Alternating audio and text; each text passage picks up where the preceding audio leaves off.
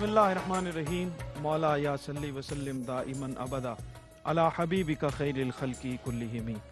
नाज़रीन इकराम, नेमत इफ्तार में मेज़बान सरवर हुसैन नक्शबंदी अपने साथी कारी मोहम्मद यूनुस कादरी साहब के साथ हाजिर खिदमत है।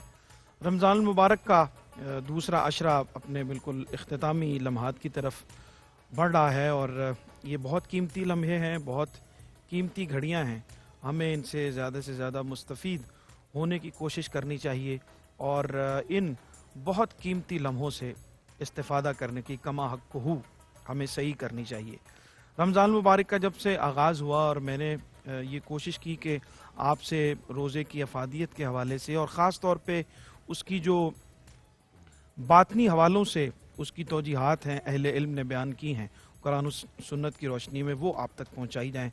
उसकी बहुत सारी जुज़ियात पे हमने बात की, बहुत सारे अहले इल्म की जो कुरान करीम और हुजूर सरकार दो आलम सल्लल्लाहु अलैहि वसल्लम की सीरत की रोशनी में जो आपके अहकामात थे उसकी बहुत खूबसूरत तौजीहात हमारे सामने आई और उनको हमने जानने की कोशिश की।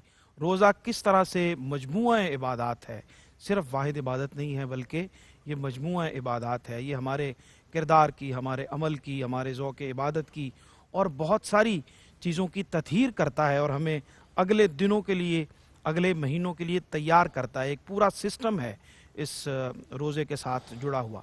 सरकार दो आलम सल्लल्लाहु अलैहि वसल्लम की दो तीन बहुत अहम छोटी छोटी हदीस मुबारक हैं आपकी खिदमत में पेश करते हैं और कल से इंशाअल्लाह रोज़े की जो जिस्मानी जो इसके फ़वाइद हासिल होते हैं, जो मेडिकल पॉइंट ऑफ व्यू से हमारे जिस्म को जो इसका फ़ायदा पहुंचता है, अगले दिनों में इंशाअल्लाह हम उस पर बात करेंगे।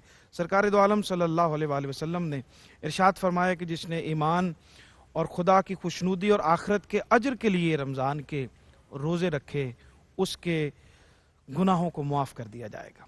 फिर आपने इरशाद फरमाया कि रोज़ादार जन्नत में एक मखसूस दरवाज़े से दाखिल होंगे जिसका नाम रयान होगा और उसके लुग़वी मानी सैराब करने वाला, और जब रोज़ादार उससे गुज़र जाएंगे तो उस दरवाज़े को बंद कर दिया जाएगा। फिर आपने इरशाद फरमाया कि खुदा रमज़ान में अर्श उठाने वाले फ़रिश्तों को हुक्म देता है कि तुम अपनी ज़िम्मेदारी और ये इबादत छोड़कर रोज़ेदारों की दुआओं की कबूलियत पर आमीन कहते रहो पूरा महीना। तो ये कितना बड़ा अजर इस रोज़े के साथ जुड़ा हुआ है।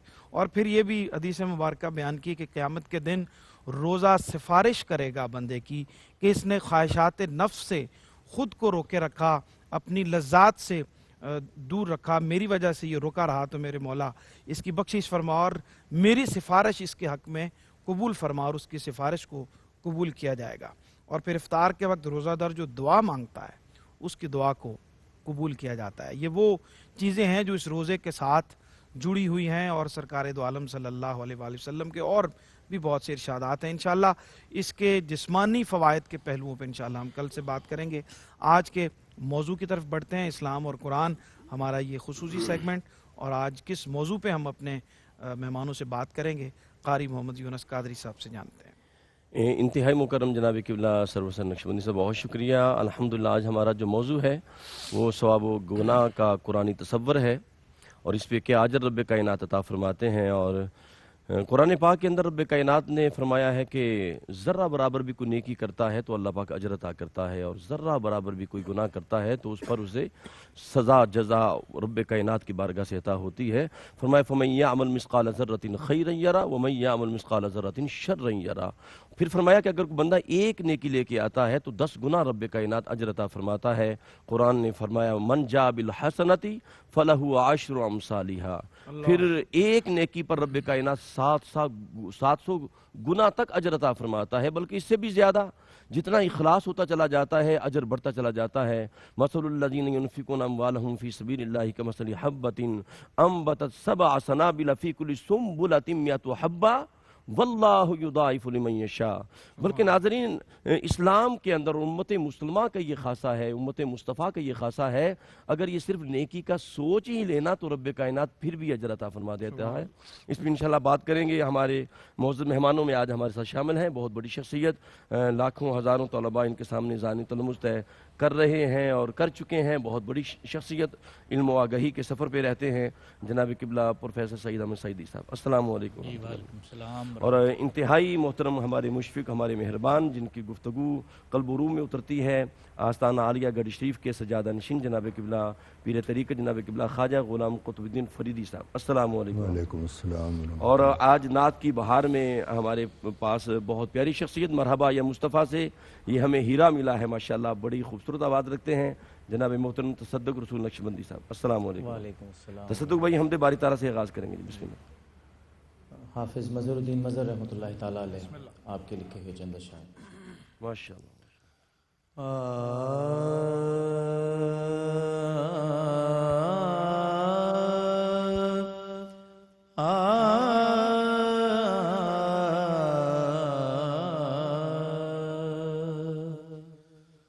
قلندروں کی اذان لا الہ الا اللہ، لا الہ الا اللہ، قلندروں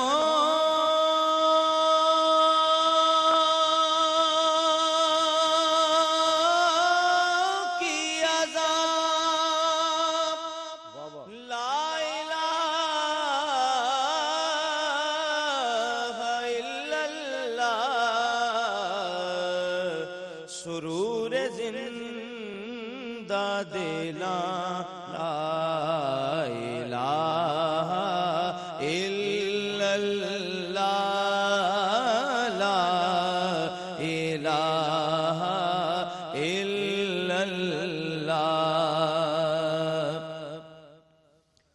بتوں سے دے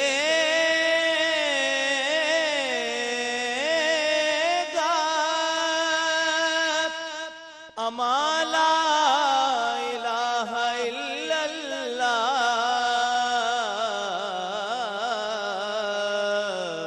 بنا وظیفہ جان لا الہ الا اللہ، لا الہ الا اللہ، حق لا الہ الا اللہ، لا الہ الا اللہ۔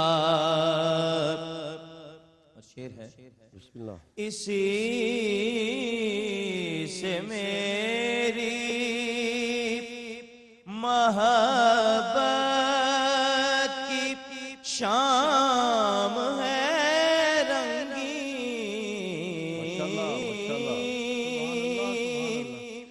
اسی سے میری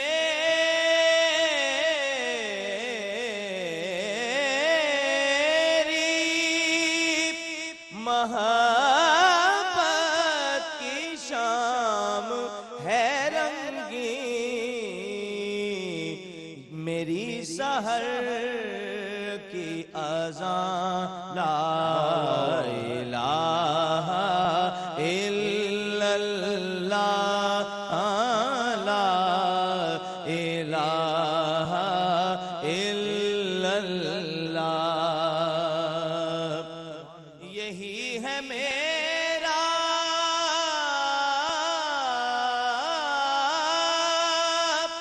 پتہ لا الہ الا اللہ، یہی ہے میرا نشان لا الہ الا اللہ، حق لا الہ الا اللہ، محمد الرسول اللہ۔ ماشاءاللہ ماشاءاللہ، بہت خوبصورت تصدق بھائی، ماشاءاللہ۔ ڈاکٹر صاحب کی خدمت میں حاضر ہوتے ہیں۔ ڈاکٹر صاحب، ثواب و گناہ کا جو قرآنی تصور ہے اس پر جمالی روشنی عطا فرمائیے جی۔ بسم اللہ الرحمن الرحیم۔ بہت شکریہ۔ اللہ تعالیٰ نے کائنات تخلیق فرمائی تو انسان کو اشرف المخلوقات بنایا، ٹھیک ٹھیک، اور اس کے لیے پھر دو راستے رکھے، وَہَدَيْنَاهُ النَّجْدَيْن، سبحان اللہ۔ دو راستے اسے دکھا دیے، بتا دیا یہ خیر کا راستہ ہے، یہ شر کا راستہ ہے، اب اختیار دے دیا گیا کہ کون خیر کا راستہ اختیار کرتا ہے اور کون شر کا راستہ اختیار کرتا ہے، یہ اس کی مشیت میں شامل ہے۔ جی لیکن اس کی رضا کیا ہے، وہ دیکھنا چاہتا ہے لیبلوکم ایکم احسن عملا، سبحان اللہ سبحان اس نے عمل اسے پسند ہے اور عمل کے معیار پر وہ پرکھنا چاہتا ہے۔ اللہ۔ جی ڈاکٹر اگر سورہ 3 کو ہم پڑھیں تو دونوں رویوں کا تذکرہ کیا، صاحب صحیح 4 قسمیں اٹھائیں، والتین والزیتون وطور سینین وہذا البلد الامین، سبحان اللہ سبحان اللہ۔ مجھے انجیر کی قسم، جی مجھے زیتون کی قسم، مجھے طور سینا کی قسم، مجھے اس امن والے شہر یعنی مکہ مکرمہ کی قسم۔ ٹھیک لقد خلقنا الانسان فی احسن تقویم، ہم نے انسان کو بڑے حسین سانچے میں ڈھالا ہے۔ سبحان اللہ۔ ثم رددناہ اسفل سافلین، واہ واہ پھر ہم نے اسے پست ترین مقام میں پھینک دیا۔ اللہ غزالی فرماتے ہیں، امام غزالی رحمۃ اللہ علیہ، انسان دوراہے پر ہے، ٹھیک قدم آگے بڑھایا تو فرشتوں سے افضل ہو جاتا ہے اور قدم پیچھے ہٹائے تو جانوروں سے بدتر ہو جاتا ہے۔ اللہ اکبر۔ تو یہ اسفل و سافلین سے کیسے نکل سکتا ہے وہ بھی بتا دیا، الا الذین آمنوا وعملوا الصالحات، کیا خوبصورت۔ جو ایمان لے آئے اور عمل صالح کا راستہ اختیار کرے، واہ واہ فلہم اجر غیر ممنون، سبحان اللہ ڈاکٹر صاحب تو ان بہت کے شکریہ۔ لیے پھر وہ اجر ہے جو کبھی ختم ہونے والا جی بہت خوبصورت عظمت انسان بھی بیان کی اور 4 قسمیں یاد کر کے قلب و روح کو ذکر مصطفیٰ سے معطر رکھیں۔ ملاقات کرتے ہیں ایک وقفے کے بعد۔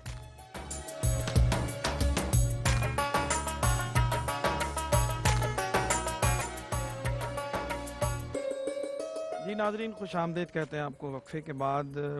گناہ اور ثواب کا جو قرآنی تصور ہے اس پہ آج ہم بات کر رہے ہیں، اور ابتدائی گفتگو ڈاکٹر سعید احمد سعیدی صاحب ابھی فرما رہے تھے، بہت خوبصورت انہوں نے تمہیدی کلمات عطا فرمائے۔ اگر ہم بحیثیت مجموعی دیکھیں اور انسان کی تخلیق کا مقصد جو قرآن بیان کرتا ہے وہ یہ ہے کہ ہم دیکھیں کہ تم میں سے نیک عمل کر کے کون آتا ہے اور ان کاموں سے کون بچ کے آتا ہے جس سے اللہ نے منع کیا ہے۔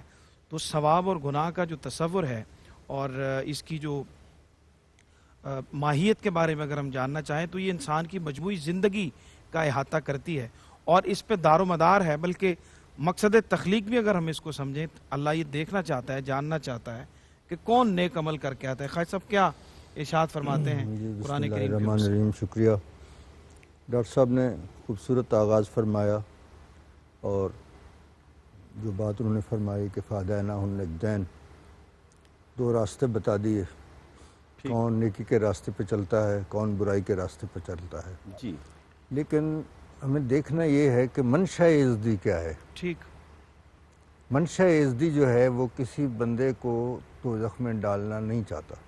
اللہ اکبر۔ کوئی اپنی بدعمالیوں کی وجہ سے خود بخود چلا جائے وہ اور بات ہے، خدا کی منشا یہ نہیں ہوتی کہ یہ ضرور دوزخ میں جائے۔ آخری حدوں تک اس آخری کو حدوں بچانے کی کوشش۔ واہ واہ تو ارشاد فرمایا من جاء بالحسنۃ فلہ عشر امثالہا، ٹھیک جو ایک نیکی کرے اس کا ثواب اس سے 10 گنا زیادہ ہے۔ اللہ اکبر۔ من جاء بالسیئۃ، جس نے گناہ کیا، فلا یجزا الا مثلہا، اللہ اکبر۔ واہ اس واہ کو جو جزا دی جائے گی وہ اتنی ہی دی جائے گی جتنا اس نے کیا ہے۔ ٹھیک، یعنی نیکی کا بدلہ 10 گنا اور برائی کا بدلہ اس کے برابر، اس سے زیادہ نہیں، واہ واہ، اسی کی مثل۔ اسی کی مثل۔ واہ واہ یہاں میں ایک بات اور عرض کرنا چاہوں گا کہ یہ مسئلہ آپ سب حضرات جانتے ہیں کہ اگر علماء فرماتے ہیں مکہ شریف میں ایک نماز پڑھی جائے تو 1,00,000 کا ثواب ہے، مدینۃ المنورہ میں ایک نماز پڑھی جائے تو 50,000 کا ثواب ہے۔ ٹھیک پہلے تو اس پہ بھی کچھ حضرات کو تھوڑا بہت ہے اعتراض اس کے سمجھنے میں، لیکن اگر اس کو تسلیم کر لیا جائے کہ اسی طرح ہے جی کہ مدینہ شریف میں ایک نیکی کرو تو 50,000 کے برابر ہے، اور مکہ شریف میں ایک نیکی کرو تو وہ 1,00,000 کے برابر ہے، تو اس کا دوسرا پہلو بھی دیکھنا چاہیے جی خواجہ صاحب۔ کہ اگر مکہ شریف میں ایک نیکی 1,00,000 کے برابر ہے تو وہاں ایک گناہ بھی 1,00,000 کے برابر ہے، اللہ اکبر۔ لیکن مدینہ شریف میں اگر ایک نیکی کی جائے تو وہ 50,000 کے برابر ہے، اور ایک گناہ کیا جائے تو 1 لکھا جائے گا۔ ٹھیک، یہ سرکار کی رحمت کا صدقہ ہے صحیح۔ کہ وہاں اس کی وجہ یہ ہے کہ کعبہ شریف ہے جو اس کے جلال کا مرکز، جی اور مدینہ شریف ہے اس کے جمال کا مرکز، اس لیے وہ وہاں جو نیکی آپ کرتے ہیں وہ نیکی 50,000 کے برابر ہوتی ہے، اور جو گناہ کیا جائے گا وہ ایک۔ تو ہم لوگ تو بہت گناہ گار ہیں، ہم تو گناہ زیادہ کرتے ہیں، اس لیے ہمارا تو سرکار کی رحمت پہ ہی انحصار ہے، ہمارا صرف اپنے اعمال پہ انحصار نہیں ہو۔ بالکل ٹھیک۔ اور اللہ تبارک و تعالیٰ نے بہت سی چیزوں اس میں ہمارے لیے بہت سی آسانیاں بھی فرمائیں کہ اگر کوئی شخص نیکی کا ارادہ کرتا ہے ٹھیک، اور وہ نیکی نہیں کر سکتا تو اس کے ارادہ کرنے کا بھی ثواب اس کا لکھا جائے گا، اللہ اکبر، ٹھیک ہے، کہ اس نے نیکی کا ارادہ تو کیا ہے نا، جی وہ بھی ثواب لکھا جائے گا۔ اور اگر کوئی برائی کا ارادہ کرتا ہے اور وہ برائی نہیں کر سکتا تو برائی تو بالکل نہیں لکھی جائے گی، ٹھیک، اور اس کا جو اس سے ہٹ گیا ہے اس برائی کرنے سے، یہ نیکی بھی اس کے حق میں ضرور لکھی جائے گی واہ واہ واہ، کیا کہ اس خوبصورت نے دین ہے۔ ارادہ کیا تھا نیکی کا لیکن پھر بھی نیکی برائی کا ارادہ کیا تھا لیکن اس نے برائی نہیں کی، پھر بھی اس کے حق میں ایک نیکی لکھی جائے گی۔ تو اصل منشا عزتی جو ہے انسان کے ساتھ اس کو بہت پیار ہے، وہ نہیں چاہتا کہ اس کو سزا دی جائے، لیکن انسان اگر جب حدود سے تجاوز کر جائے گا تو پھر وہ اس کی اپنی وجہ سے ہوگا۔ ڈاکٹر صاحب کیا فرماتے ہیں؟ منشاء عزتی تو یہ ہے کہ وہ ہر طرح سے بچانا چاہتا ہے اس کو سزا سے، غضب سے، غصے سے اور اس کو تکلیف سے، لیکن دوسری صورت میں انسان جو ہے وہ بھاگ بھاگ کے اس طرف جو ہے وہ لپکتا ہے۔ وہ کون سی ایسی بنیادی چیزیں ہیں جو اجر و ثواب کے حوالے سے فرائض و واجبات کے بعد کی ہم بات کریں، حقوق اللہ اور حقوق العباد سے گزرنے کے بعد کون سی ایسی اہم چیزیں ہیں جو اجر میں، ثواب میں اضافے کا باعث ہیں؟ جی، جہاں تک نبی رحمت صلی اللہ علیہ وسلم کے عطا کردہ دین کا فیضان ہے، اگر ہم اسے دیکھیں تو رب کا جو اپنی مخلوق کے ساتھ رشتہ ہے وہ رحمت پر مبنی ہے، ٹھیک، وہ غضب پر مبنی نہیں ہے، جلال و جبروت پر نہیں ہے، اور اس کا آغاز ہی بسم اللہ الرحمن الرحیم سے سبحان اللہ، سبحان اللہ۔ ایک پہلو تو یہ پیش نظر رہے۔ دوسرا اس میں یہ ہے کہ اللہ تعالیٰ زندگی کی آخری سانسوں تک انسان کو موقع دیتا ہے، ٹھیک، اور صرف موقع ہی نہیں دیتا بلکہ اگر سچے دل سے کوئی پلٹنا چاہے تو اس کے زندگی بھر کے گناہوں کو نیکیوں میں بدلنے کی بشارت بھی دیتا ہے۔ ٹھیک، تو اس سے اندازہ ہوتا ہے کہ رب کا منشا کیا ہے۔ اچھا، اس میں ایک نکتہ ڈاکٹر صاحب بڑا امپورٹنٹ ہے، وہ جو نیکیوں میں بدلتے ہیں اس کے گناہ، اس میں جو حقوق العباد کی اگر اس سے کمی بیشی ہوئی ہے تو وہ کس زمرے میں آئیں گی؟ کیونکہ اس میں جو سننے والے ہیں، ہمارے دیکھنے والے ہیں، وہ ضرور کلیئر ہونا چاہیے کہ وہ کون سے گناہ ہیں جو نیکیوں میں بدل جاتے ہیں اور وہ کون سے ہیں جو وہیں سٹینڈ کرتے ہیں۔ دیکھیں جی، قرآن پاک میں تو مطلق ہے، اس میں تو کوئی تعیین نہیں کی گئی کہ یہ بدلیں گے اور یہ نہیں بدلیں گے۔ واہ واہ، جہاں اللہ تعالیٰ اس کے گناہوں کو نیکیوں میں بدلے گا تو جن کے ساتھ زیادتی ہوگی تو یقیناً ان کو بھی اللہ تعالیٰ نوازے گا نا، ٹھیک، تو اس کے عدل سے یہ بعید نہیں ہے، دونوں پر وہ کرم فرمائے گا۔ جہاں تک آپ کے سوال کا تعلق ہے فرائض و واجبات کے بعد کون سے امور ہیں جو رب کے قریب کرتے ہیں یا رب کی خوشنودی کا سبب ہیں، ٹھیک، ان میں سے دو چیزیں جو ہیں وہ بڑی اہم ہیں۔ ایک تو انسان کا حسن اخلاق ہے، ٹھیک، روز قیامت سب سے زیادہ جس کا وزن ہونا ہے جس عمل کا، وہ انسان کا حسن اخلاق ہوگا، سارے اعمال نیچے رہ جائیں گے، یہ عمل سب سے بھاری ہو جائے گا۔ ایک تو یہ ہے، اور یہ حدیث پاک بھی ہے کہ بندہ نماز روزہ سے وہ مقام جو آدمی ایک مقام نماز روزہ سے حاصل کرتا ہے، دوسرا آدمی حسن اخلاق سے وہ مقام حاصل کر لیتا ہے۔ حسن اخلاق سے مراد صرف بول چال ہے یا کہ یہ مجموعی کردار پہ اس کے اثرات؟ وقول للناس حسنا، ٹھیک، میٹھی گفتگو، اچھی اخلاق سے بولنا، یہ انسان کا حسن ہے، یہ تقاضا ہے۔ چونکہ لفظ آپ اس سے جو ہے وہ تیر کا کام لیں یا مرہم کا کام لیں، لفظوں کے دانت نہیں ہوتے، لیکن اگر یہ کاٹ لیں تو ان کے زخم عمر بھر نہیں بھرتے۔ تو یہاں تو قول سے مراد ہے نا، قول حسن۔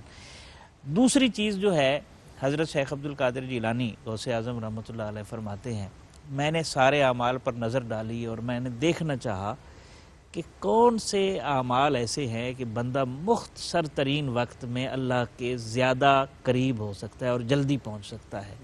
تو میں نے دو چیزیں اس میں پائیں، ایک حسن اخلاق اور دوسرا مخلوق خدا کو کھانا کھلانا۔ سخاوت، یعنی یہ دو وہ وصف ہیں فرائض واجبات کے بعد کہ جن کے ذریعے سے اللہ کا قرب جلدی حاصل ہوتا ہے، اس کی رضا جو ہے بڑی سرعت کے ساتھ انسان کو نصیب ہوتی ہے اور اس کے عذاب سے بچ جاتا ہے انسان۔ ٹھیک بالکل ٹھیک۔ خیر صاحب کیا ارشاد فرماتے ہیں اس کے پیرالل ہم اگر دیکھیں تو وہ کون سی بنیادی چیزیں ہیں جو اتنے رحیم اور کریم اللہ کو غضب کی طرف مائل کر دیتی ہیں؟ ہمارے وہ کون سے اعمال ہیں جن سے ہمیں حتی الامکان بچنا چاہیے جو اتنے کریم اللہ کے غصے کا سبب بنتے ہیں؟ سرور صاحب وہ بڑی معروف بات ہے کہ مسجد ڈا دے مندر ڈا دے جو کو ڈھیندا، واہ واہ، ایک بندے دا دل نہ ڈھاویں رب دلاں وچ رہندا۔ اللہ اکبر۔ اس کا یہ مطلب نہیں ہے کہ کسی مسجد کو گرا دو، کسی مندر کو گرا دو، اس کا یہ مطلب ہرگز نہیں ہے۔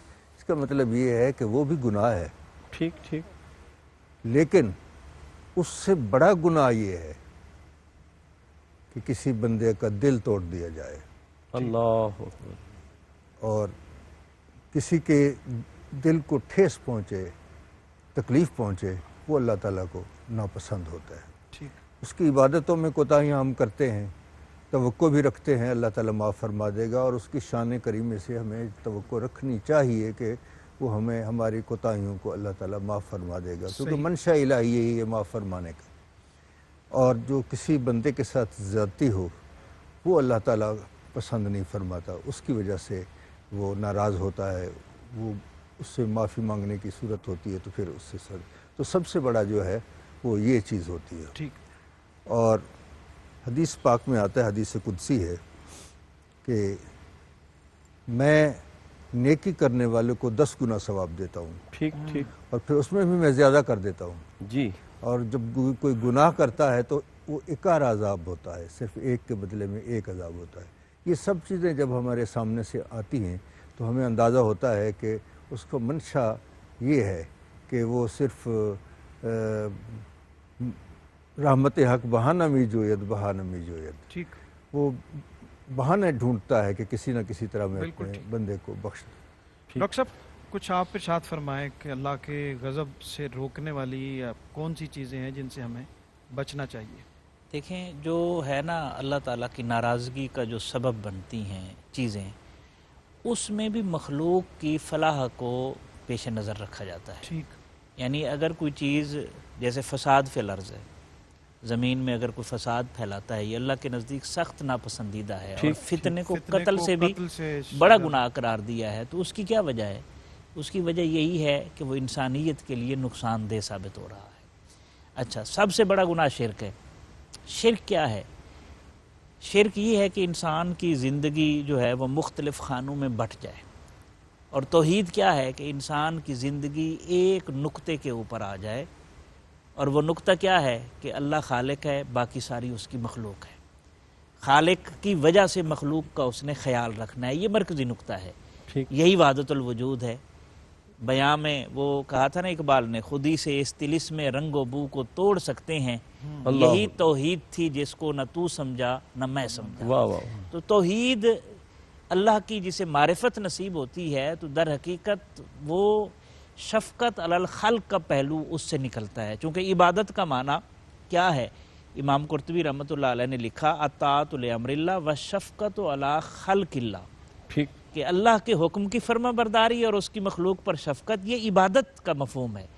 تو اس سے جو شرک ہے، جو اس کے غضب کا سبب بنتا ہے، جب انسان کا ذہن منتشر ہوتا ہے اور اس کی زندگی ایک نقطے سے ہٹ کر مختلف خانوں میں بٹ جاتی ہے، تو وہ اس کی زندگی انسانیت کے لیے نقصان دہ ہو جاتی ہے۔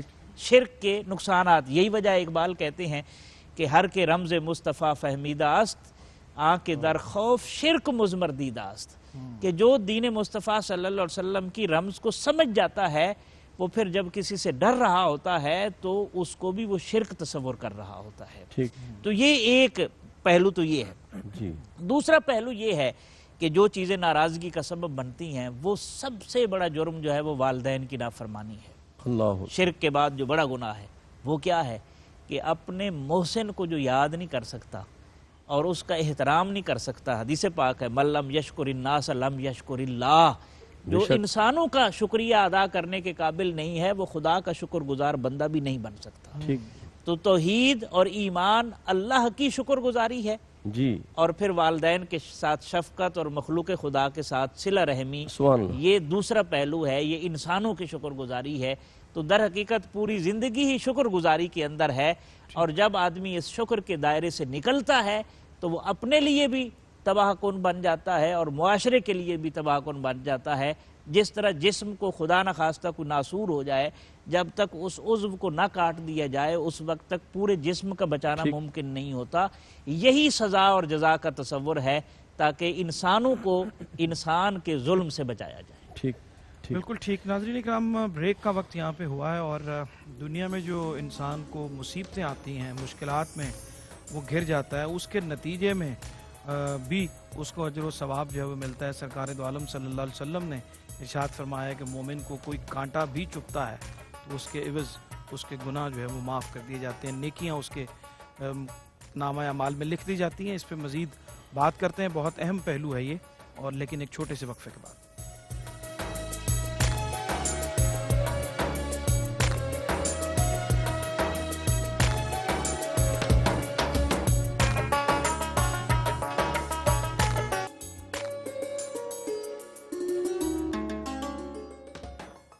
جی ناظرین محترم، آپ کا خیر مقدم ہے. نعمت افطار میں آپ شامل ہیں اور خوبصورت گفتگو چل رہی ہے. اور سرور بھائی نے وقفے سے پہلے خواجہ صاحب کی بارگاہ میں سوال کیا تھا غضب کے حوالے سے، اور خالق کائنات نے اپنے مقبول اور محبوب بندوں کا ذکر کرتے ہوئے فرمایا تھا والکاظمین الغیظ والعافین عن الناس واللہ یحب المحسنین، کہ میرے محبوب بندے وہ ہیں جو غصے کو پی جانے والے ہیں. اور اس پہ ہم خواجہ صاحب کی سرور بھائی کا سوال بھی اپنی جگہ موجود ہے، اور یہ بھی ہم سوال کریں گے خواجہ صاحب سے کہ وہ کون سے اعمال ہیں کہ جن کے ذریعے سے غصہ جو ہے وہ دور ہو جاتا ہے. اور انشاءاللہ اس پہ بات کریں گے. نعت کی جانب بڑھتے ہیں. ہمارے ساتھ تشریف فرما ہے تصدق رسول نقشبندی صاحب، جن پہ بڑا کرم ہے، اور یہ مرحبا یا مصطفیٰ سے یہ ہمیں ہیرا ملا ہے. اور ماشاءاللہ یہ آواز نہ صرف پاکستان میں بلکہ بیرون ممالک تک گئی ہے، روشنی بکھیر کے آئی ہے. جی تصدق بھائی کیا پیش کریں گے؟ بے شک قاری صاحب مرشدان کریم کا فیض ہے، اور اہل نسبت کی یہ محفل ہے. قبلہ خواجہ صاحب کا لکھا ہوا بڑا ماشاءاللہ معروف کلام، اس کے چند اشعار آپ کی نظر. بسم اللہ. بسم اللہ.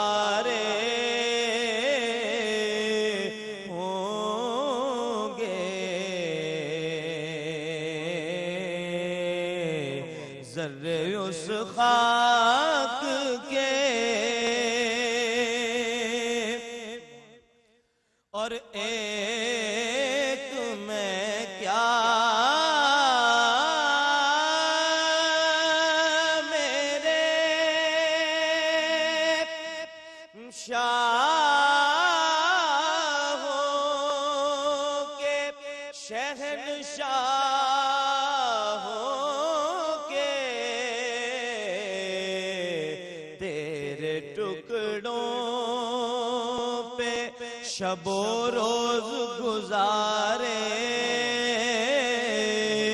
ہوں گے، تیرے ٹکڑوں پہ شب و روز گزارے ہوں گے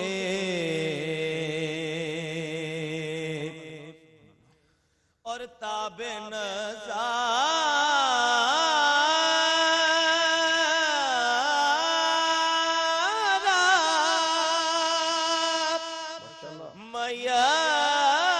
میسر ہے تو آؤ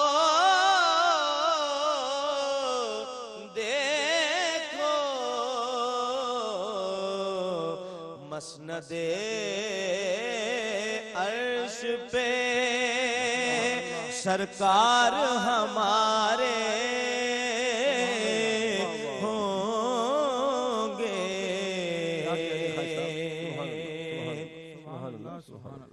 لوگ تو حسن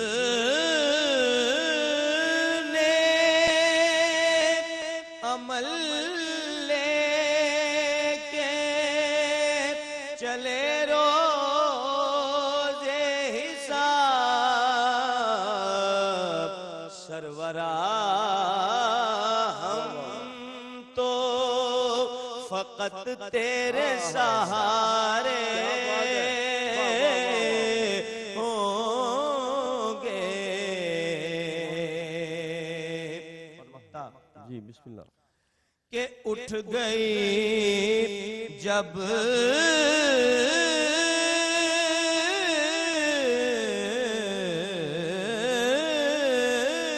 تیری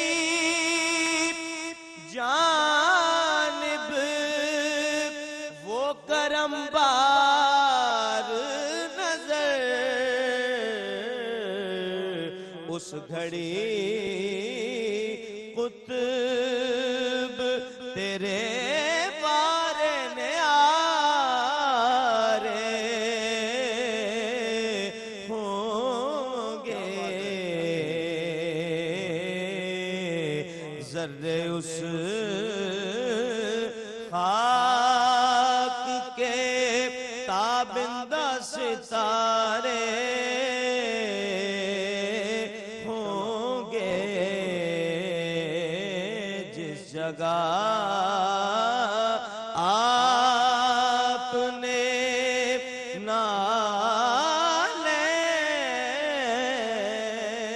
نالین اتارے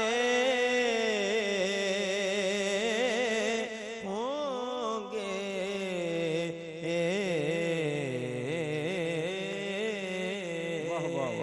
سبحان اللہ ماشاءاللہ بہت خوبصورت جی. ماشاءاللہ سلامت رہیے. بہت خوبصورت اشعار تو زبان زد عام ہیں اور بڑے بابرکت ہیں اور الحمدللہ. پڑھا بھی آپ نے ماشاءاللہ بہت اچھا ہے. سلامت رہیے.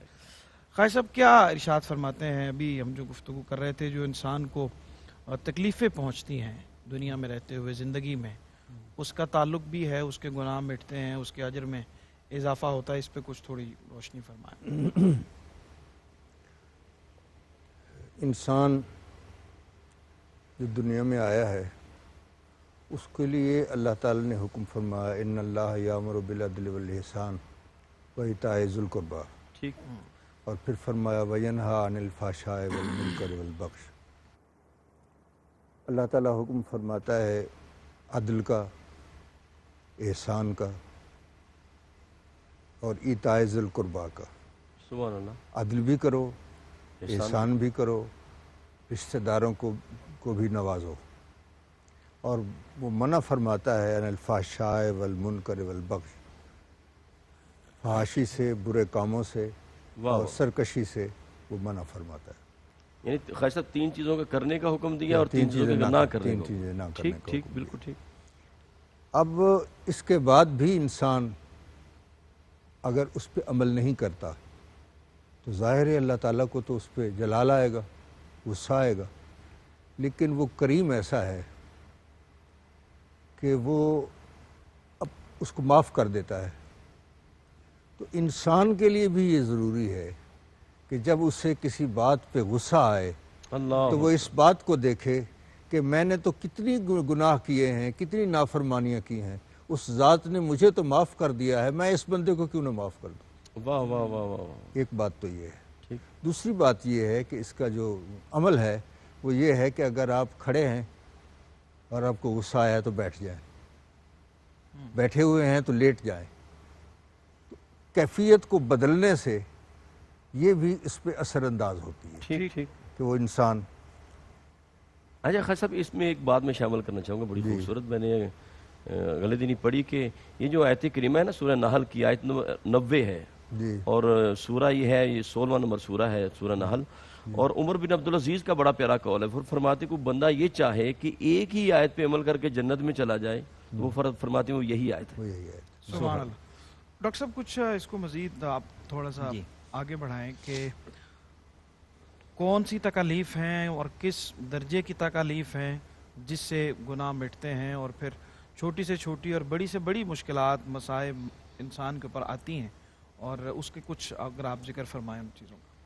جی بلا شبہ انسان تکالیف سے گزرتا ہے، راحتوں سے بھی گزرتا ہے. انسان کی زندگی آپ یوں سمجھیں ایک صفحہ ہے جس کے اوپر کبھی تکلیف کا ڈانٹ لگتا ہے، کبھی راحت کا ڈانٹ لگتا ہے.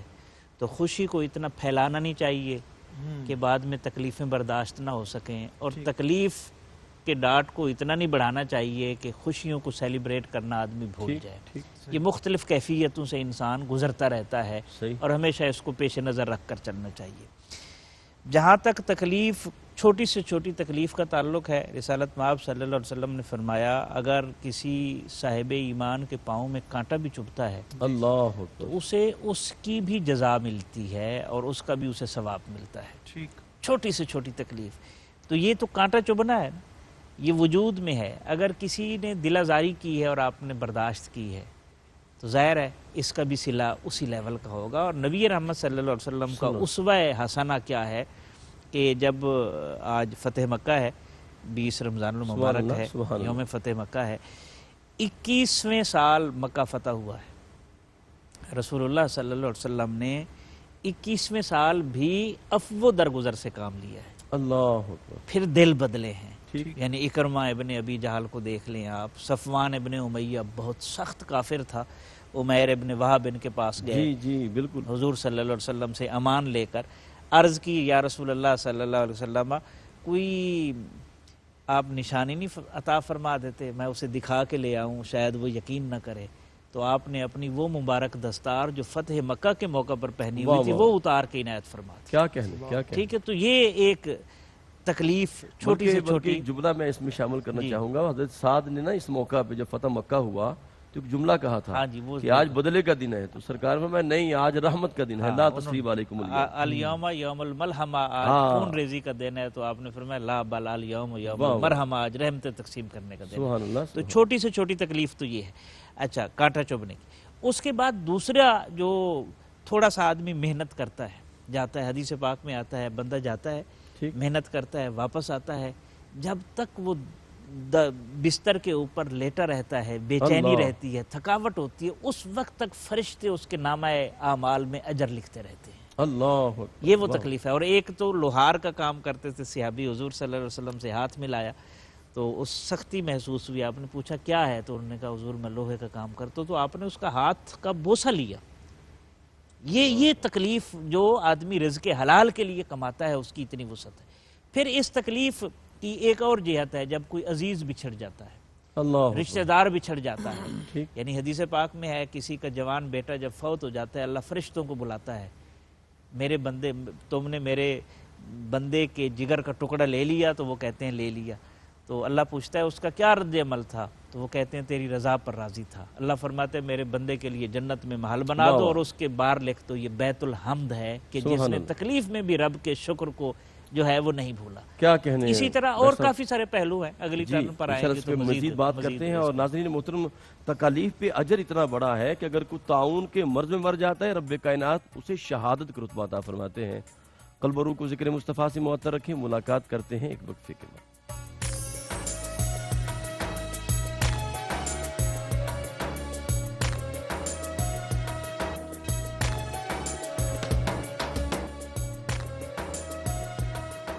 جی ناظرین محترم، آپ کا خیر مقدم ہے. نعمت افطار میں آپ شامل ہیں اور بات ہو رہی ہے کہ مصائب و علام اور اذیت کے پہاڑ جب انسان پہ آتے ہیں تو پھر کیا ہوتا ہے. سرکار دو عالم صلی اللہ علیہ وسلم کی بارگاہ میں ایک شخص جب مسلمان ہوا تو اس نے بڑا خوشی کا اظہار کیا.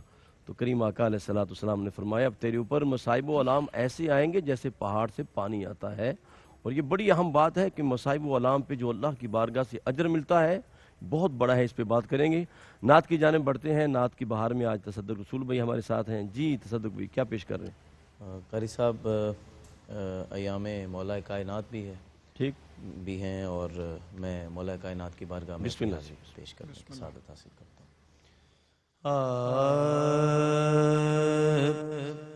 در شاہ نجف کی خاک جس کے سر کی زینت ہے تو پھر تاج شہنشاہی کی اس کو کیا ضرورت ہے. سبحان اللہ سبحان اللہ. علی کے نام کا مطلب کوئی پوچھے تو کہہ دینا محبت ہے عبادت ہے سخاوت ہے شجاعت ہے. بڑا خوبصورت شعر. یہی کہتا ہوا سورج بھی مغرب سے پلٹ آیا کہ علی کا روح انور دیکھنا عین عبادت ہے. علی کا روح انور دیکھنا عین عبادت ہے. اور سرور بھائی شعر ہے بسم اللہ. کہ وہ جس کے حلق میں جام ولایت جا کے اٹکا تھا اسی کو آج نام مرتضیٰ لینے میں دقت ہے. اللہ نام مرتضیٰ. زمین پر کربلا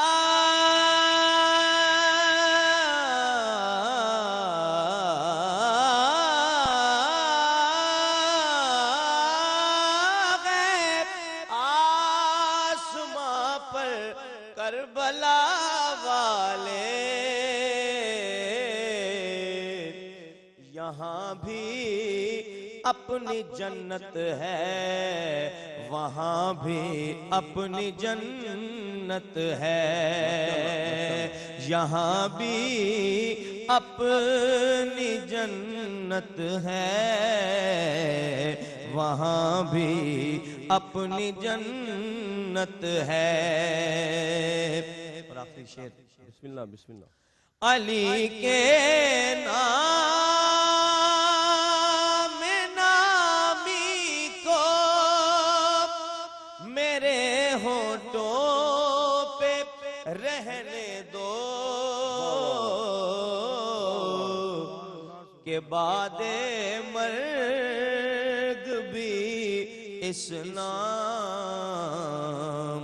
کی مجھ کو ضرورت ہے. در شاہ نجف کی خاک جس کے سر کی زینت ہے تو پھر تاج شہنشاہی की उसको क्या ज़रूरत है। क्या कहने। सुभान अल्लाह, सुभान अल्लाह। सुभान सर भाई अल्लाह, एक शेर क्योंकि नामे नामी लिया अली पाक का तो मेरे लबों तक आ गया है, मचल रहा है आपकी इजाज़त से। नामे अलवी क्या कहने नाजरीन, ये नाम तो ऐसा है कि नाम के अंदर इतनी बरकत है तो ज़ात के अंदर कितनी बरकत होगी। शेर है कि तूफान आ रहा था मगर ढेर हो गया, तूफान आ रहा था मगर ढेर हो गया, मैंने अली का नाम लिया ज़ेर हो गया, तासीर ऐसी है अली मौला के नाम में, अरे जिसने भी लिया खुदा की कसम शेर हो गया। क्या बात है, सुभान अल्लाह, सुभान अल्लाह। क्या कहने, इंशाल्लाह कल हम जिक्र इंशाल्लाह खास तौर पे करेंगे भी, मनकबत भी इंशाल्लाह नई कोशिश करेंगे कि पेश की जाए। हज़रत गुफ्तगू हम वहीं से आगे बढ़ाते हैं। कुछ आपसे बात हो रही थी और फिर दरमियान में ब्रेक भी आ गई और बात दूसरी तरफ चली गई। कुछ इरशाद फरमा रहे थे आप अभी।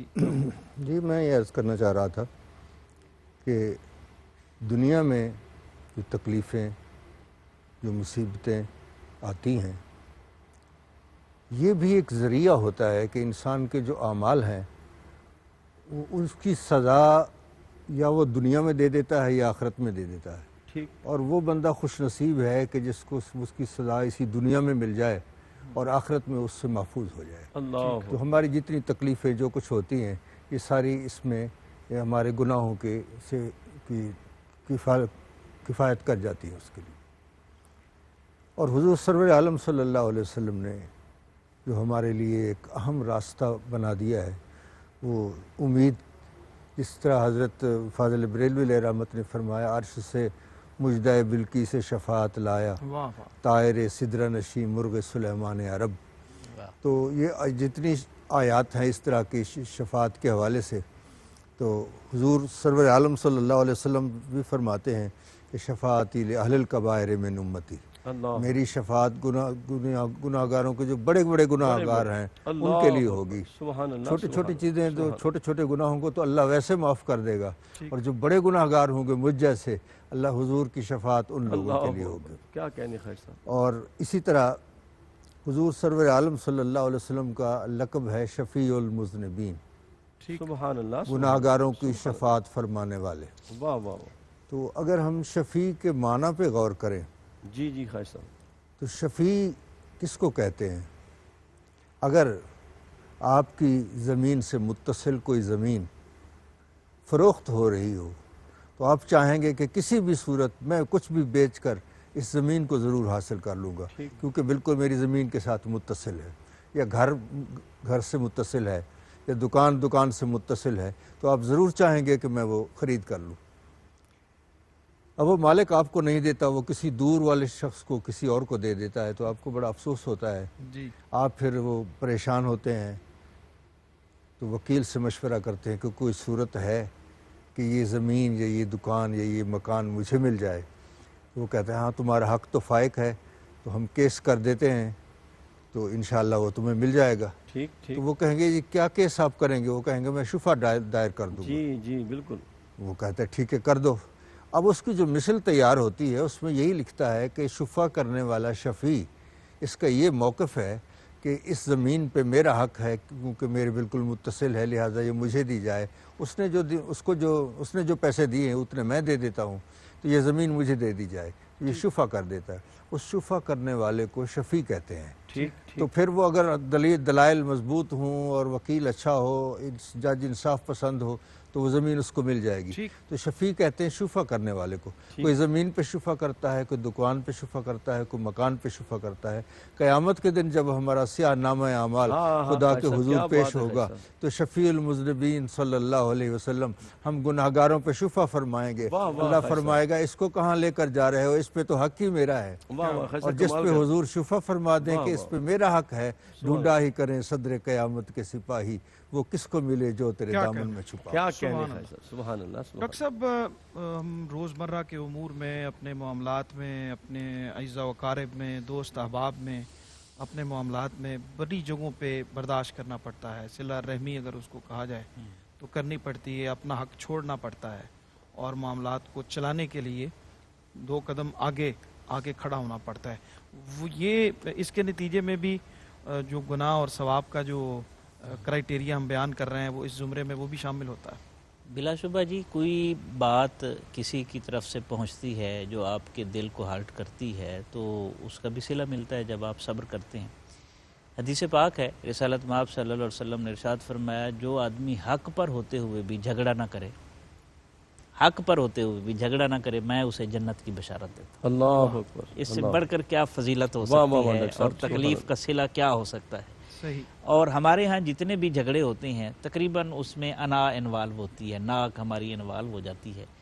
तो होता ये है कि अना आम तौर पर जीत जाती है और रिश्ते हार जाते हैं।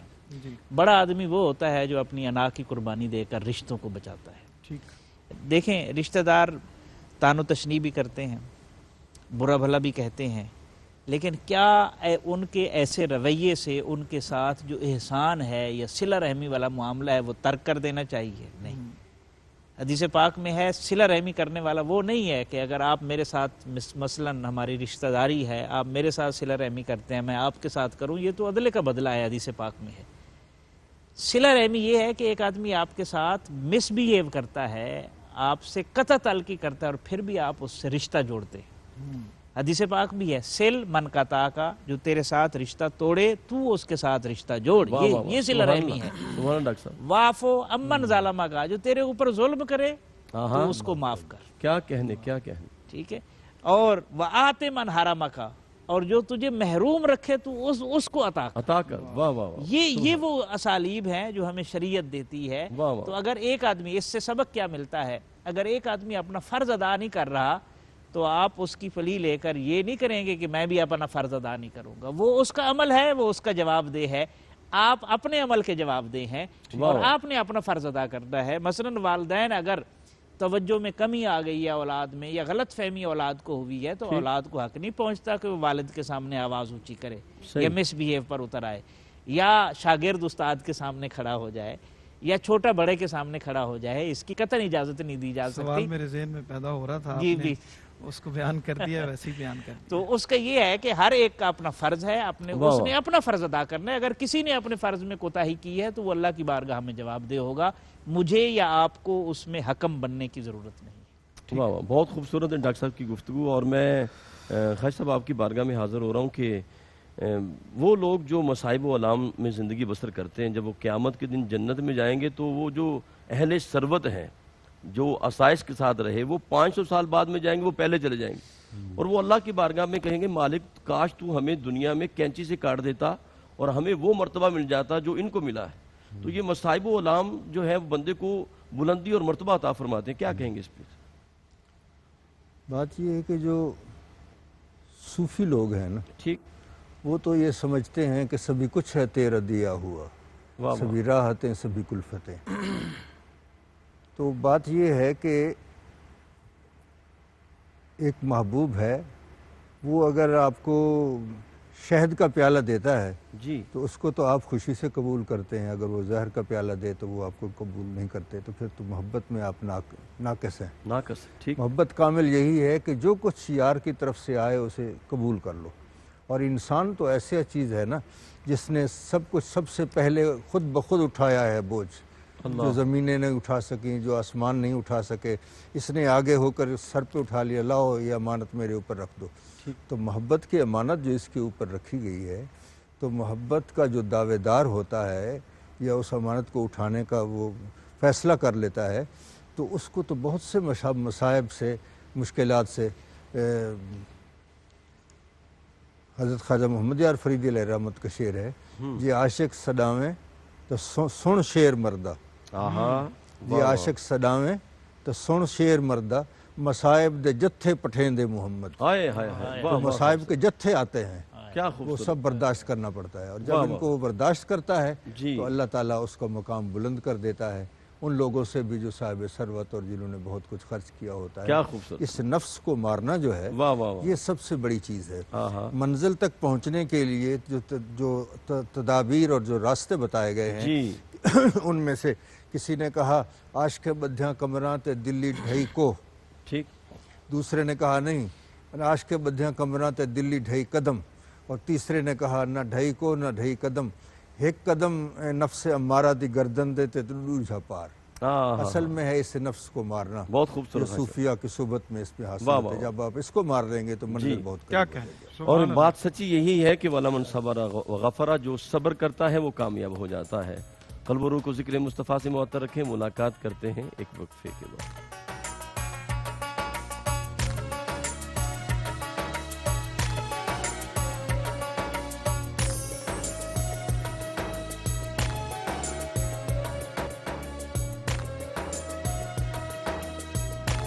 کہتے ہیں آپ کو ایک بار پھر پروگرام دیکھ رہے ہیں آپ اسلام اور قرآن، اور آج گناہوں ثواب کا جو قرآنی تصور ہے اس پہ ہم نے بہت ساری جہاد پہ بات کی، اور عشرہ مغفرت کا آج اختتام ہو رہا ہے۔ اپنے مہمانوں سے ہم یہ ضرور جاننا چاہیں گے اور اس کے بعد ہم اسی بات کو ریلیٹ بھی کریں گے۔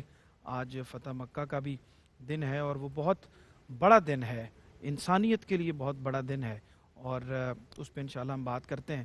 عشرہ مغفرت میں وہ کون سے اعمال ہیں جو اللہ سے ہماری مغفرت کو حاصل کرنے کا سبب بن سکتے ہیں اور ہمارے گناہوں کی معافی کا سبب بن سکتے ہیں، ہمارے اجر اور ثواب میں اضافے کا سبب بن سکتے ہیں۔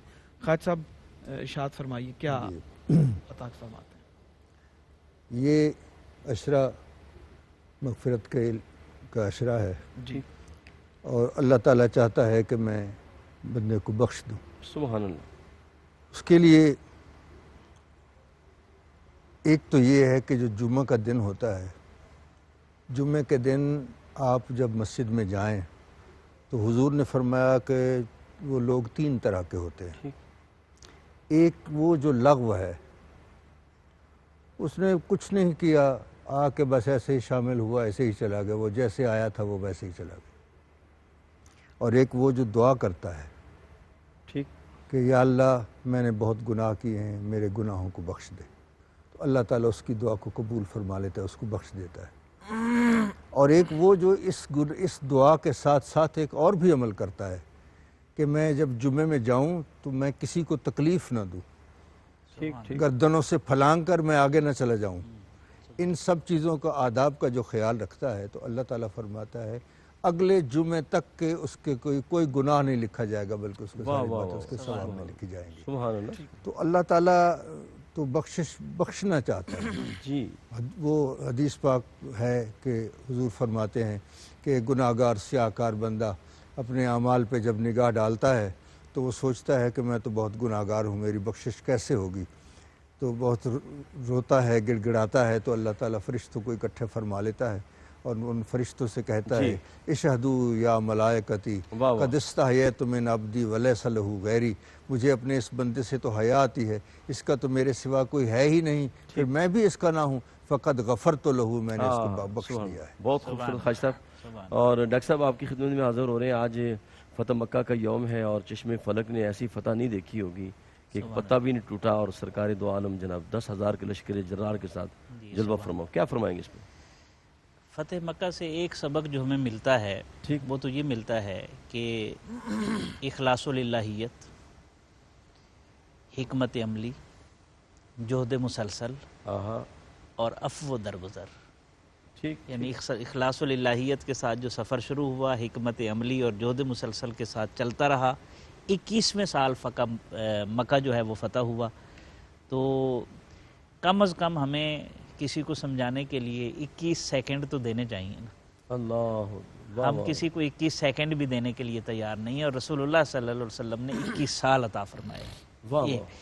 دوسرا پہلو اس میں یہ ہے کہ فتح مکہ انتہا ہے عفو درگزر کی، اس سے زیادہ عفو درگزر کا مظاہرہ کائنات میں دیکھا ہی نہیں گیا۔ جو جان کے پیاسے تھے، جو دشمن تھے، ان کو کس طرح نوازا ہے، اس کی میں صرف ایک مثال دیتا ہوں۔ جی۔ حضرت بلال کو حکم ہوا آذان دیں۔ بلال، اینا بلال، 10,000 کے قدسیوں کے مجمع سے حضرت بلال آگے بڑھے، لبیک یا رسول اللہ، میرے آقا میں حاضر ہوں۔ ارشاد ہوا بلال ایسا کریں کعبے کی چھت پہ کھڑے ہو کر آذان دیں، آواز حق بلند کریں تاکہ میں رب کی بارگاہ میں جبین نیاز جھکانے کا شوق پورا کروں۔ سبحان اللہ، کیا منظر۔ حضرت بلال کعبہ کی چھت پر کھڑے ہیں، آذان دی جا رہی ہے اور ذات پات کے نسب کے سارے بت پاش پاش کیے جا رہے ہیں۔ ایک حبشی غلام جو ہے وہ کعبے کی چھت پر کھڑا ہوا ہے۔ واہ واہ۔ ایسی حالت میں ایک لڑکے کھڑے تھے چند، انہوں نے اس آذان کی نقل اتاری۔ ٹھیک رسول اللہ صلی اللہ علیہ وسلم نے توجہ فرمائی تو محسوس ہوا آواز ہے کسی کی، تو پوچھا کس کی آواز ہے؟ تو صحابہ دوڑے اور چند لڑکے پکڑ کر لے آئے۔ آپ نے پوچھا یہ کس کی آواز تھی؟ تو جہیر و صوت تھے، ابو محذورہ لڑکے تھے، تو سب نے کہا جی ان کی آواز تھی۔ آپ نے فرمایا اچھا باقیوں کو جانے دو، اس کو روک لو۔ ابو محذورہ کو حضور علیہ السلام نے جب واقف ہوئے، فارغ ہوئے، تو فرمایا ابو محذورہ اذان دو۔ ٹھیک ڈرتے ڈرتے انہوں نے اذان دی۔ رسول اللہ صلی اللہ علیہ وسلم کو آواز بڑی پسند آئی۔ آپ نے فرمایا ابو محذورہ تیری آواز بڑی خوبصورت ہے، واہ واہ واہ، کافر باپ کے کافر بیٹے کی خوبی ہے، اللہ کا رسول اس کی تحسین فرما رہا ہے اللہ صلی اللہ علیہ وسلم۔ واہ ہمارے واہ لیے سبق کیا ہے؟ سبحان اللہ۔ تو آپ صلی اللہ علیہ وسلم نے صرف تحسین نہیں فرمائی بلکہ درہموں کی ایک تھیلی اٹھائی اور ابو محذورہ کو بطور انعام عطا فرمائی۔ ٹھیک اس پر بھی بس نہیں ہے، حضور علیہ السلام نے اپنے پاس بلایا، سر پر ہاتھ پھیرا، سینے پر ہاتھ پھیرا، دعا دی، بارک اللہ فیک و بارک اللہ علیک، اللہ تیرے دل میں بھی وجود میں بھی برکتیں واہ اتارے اور تیرے اوپر بھی برکتوں کا نزول فرمائے۔ واہ واہ، بس جب یہ دست نبوت آیا تو ساری چیزیں نکل گئیں دل سے، ٹھیک تو پکار اٹھے آقا جہاں آپ نے اتنا کرم فرمایا ہے ایک اور بھی کرم فرما دیں۔ آپ نے فرمایا ابو محذورہ بولو کیا چاہتے ہو؟ عرض کی حضور مجھے مکے کا مؤذن مقرر۔ ہاں ہاں، واہ واہ ڈاکٹر صاحب تو کمال آپ کر نے فرمایا ابو محذورہ ہم نے تجھے مکے کا مؤذن مقرر فرمایا۔ سبحان لڑکپن اللہ۔ کی عمر ہے جی جی، اور زندگی کی آخری سانسوں تک وہ مکے کے مؤذن رہے۔ ہمیں عشرہ مغفرت سے سبق کیا ملتا ہے اس واقعہ سے؟ عشرہ مغفرت کی روشنی میں وہ یہ ہے کہ ایک کافر باپ کا کافر بیٹا اسلام کے تاریخی شعار آذان کا مذاق اڑانے آیا تھا، جی اور رسول اللہ صلی اللہ علیہ وسلم کے حسن اخلاق اور عفو درگزر کی شان نے اسے مکے کا مؤذن بنا دیا۔ کیا کہنے، سبحان اللہ۔ دعا کی طرف خواجہ صاحب سے عرض کرنا ہے۔ ایک تو امین بھائی جاپان بیٹری والے ہمارے آج سب کے بڑے درینہ عزیز ہیں، دوست ہیں، ان کے لیے صحت یابی کے لیے دعا فرمائیے۔ علامہ شہزاد مجدی صاحب، اللہ ان کو صحت یاب اور اللہم صلی علی سیدنا مولانا محمد وعلی آل سیدنا مولانا محمد صلاۃ تنجینا بہا من جمیع الاحوال والآفات وتقضی لنا بہا جمیع الحاجات وتطہرنا بہا من جمیع السیئات وترفعنا بہا عندک اعلی الدرجات وتبلغنا بہا اقصی الغایات من جمیع الخیرات فی الحیات وبعد الممات انک علی کل شیء قدیر۔ پروردگار عالم اپنے محبوب کریم صلی اللہ علیہ وسلم کے طفیل تمام بیماروں کو شفائے کاملہ عاجل عطا فرما۔ بالخصوص امین بھائی جاپان بیٹری والے جو ہیں وہ بیمار ہیں، پروردگار عالم ان کو شفائے کاملہ عاجل عطا فرما۔ علامہ شہزاد مجددی صاحب کو شفائے کاملہ عاجل عطا آمین فرما، آمین آمین۔ اور جتنے لوگ بھی بیمار ہیں سب کو شفا عطا فرما۔ تمام امت مسلمہ پہ کرم فرما، تمام پاکستانیوں پہ کرم نوازی فرما، ہمیں کرونا کی وبا سے محفوظ معمون فرما۔ پروردگار عالم پوری امت مسلمہ پر اپنا کرم اور فضل فرما۔ الہی رحم بحر مصطفیٰ کن، محمد یک نظر بحر خدا کن، وصلی اللہ تعالیٰ علی خیر خلقہ و نور عرشہ سیدنا مولانا محمد و آلہ وصحبہ اجمعین برحمتہ۔ بہت شکریہ، میں حضور قبلہ خواجہ غلام قطب الدین فردی صاحب قبلہ کا شکریہ ادا کرتا ہوں، اور انتہائی محترم جناب قبلہ ڈاکٹر سعید احمد سعیدی صاحب کا۔ اور نعت کی بہار میں آج ہمارے ساتھ تھے تصدق رسول نقشبندی صاحب داتا کے نگر سے۔ سلطان الاولیاء حضرت عبداللہ شاہ غازی کے شہر کی جانب روانہ ہوں گے۔ سید سلمان گل کراچی اسٹوڈیو میں ہمارے منتظر ہیں، اور آخر میں آپ سگے میرا کو اور جناب الحاج سرور حسن نقشبندی صاحب کو اجازت دیجیے، کلام کے ساتھ آپ سے رخصت۔ منقبت چونکہ پڑھی جا چکی ہے تو میں بھی پھر منقبت کی چند اشعار پیش کر دیتا ہوں، اس نے ترتیب کے مطابق مولا علی کی بسم اللہ شان میں چند اشعار۔ بسم اللہ۔ نصیب اپنا جگایا علی علی کر کے، نصیب اپنا جگایا علی علی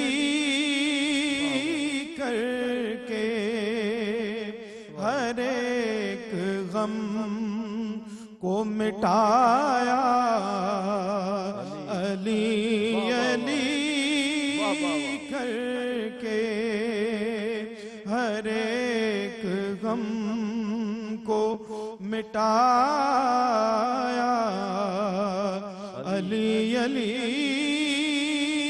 کر کے۔ سبحان اللہ سبحان اللہ۔ اسے نہ دونوں جہاں میں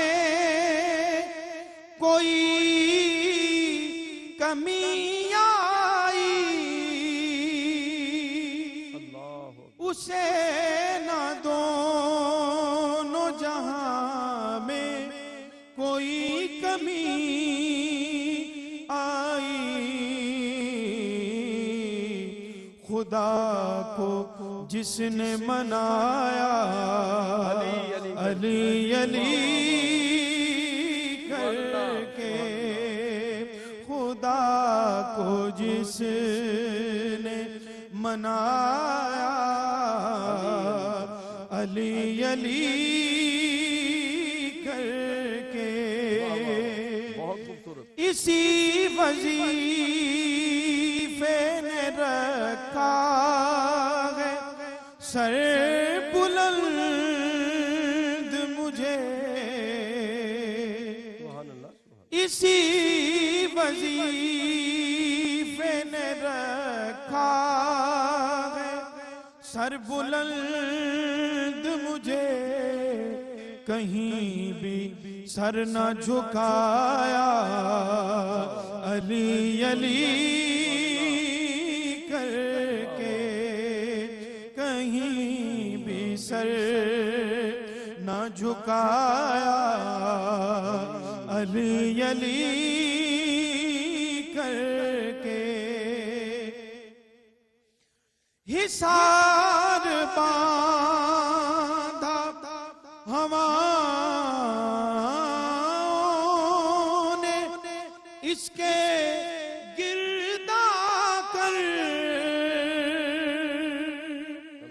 حصار باندھا ہواؤں نے اس کے گردا کر، دیا جو میں نے جلایا علی علی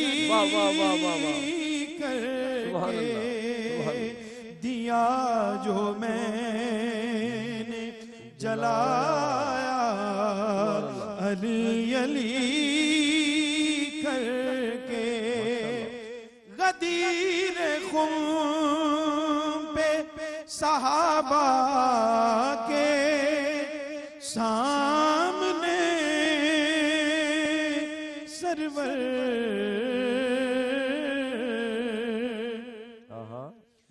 غدیر خم پہ صحابہ کے سامنے سرور، میرے نبی نے دکھایا علی علی کر کے، میرے نبی نے دکھایا علی علی کر کے، نصیب اپنا جگایا علی علی کر کے، علی علی کر کے۔